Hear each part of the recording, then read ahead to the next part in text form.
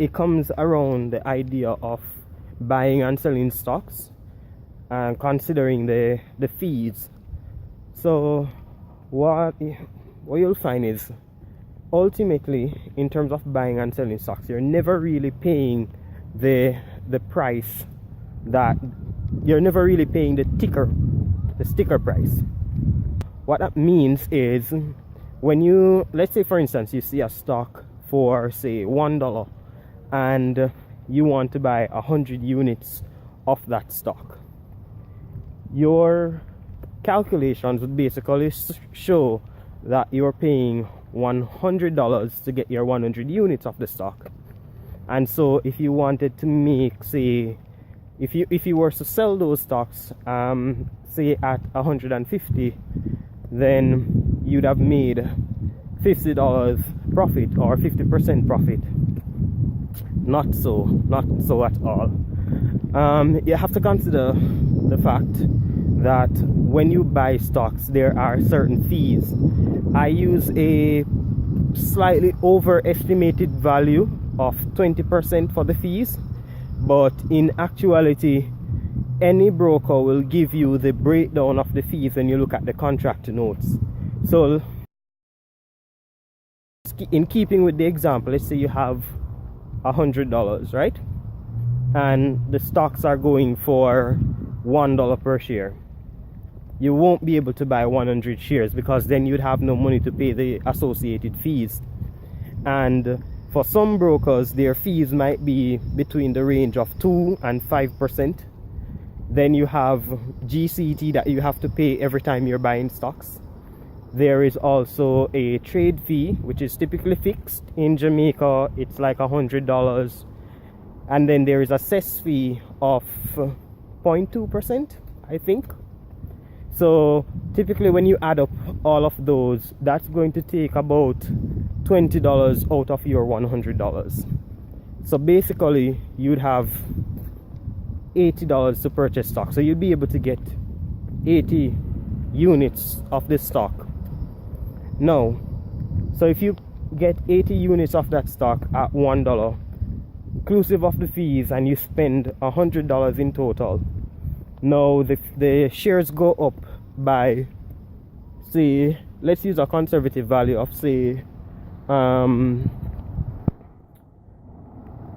cents. So now your shares are $1.20 each. For you to consider now selling those shares, you have to take into account the fees once again. So let's say you have 80 shares at 120. You can do that calculation. That would be about, what's that, 80 times, so at $1.20 per share with your 80 shares, your gross value is 96 cents. It's $96. Still less than the original $100 that you spent. So if you were to consider selling those shares, you'd have to then subtract the fees again, which amount to about 20%. Hey Jordan, you good? Yeah man. So you'd have to then subtract another 20% from that $96, reducing your profits even more. So what you have to do is, and I'm actually building a spreadsheet for persons to do this, in terms of calculating what price your stock have to reach to for you to be able to sell them at a profit. The spreadsheet would help you to do that. But basically your stocks would have to go up by, say, a factor of 0.5, or they'd have to go up to as much as, say, $1.50 for you to sell them at a profit. Because with at $1.50, your 80 shares would then be worth $160, and you can take out your 20% fees out of that and still come away with a profit. So how do people get over that little hump? Well, what you have to do is you have to purchase a significant volume of shares in order for you to benefit selling them.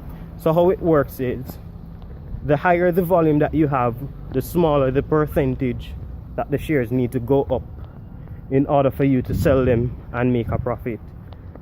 And I'm going to actually show two examples here.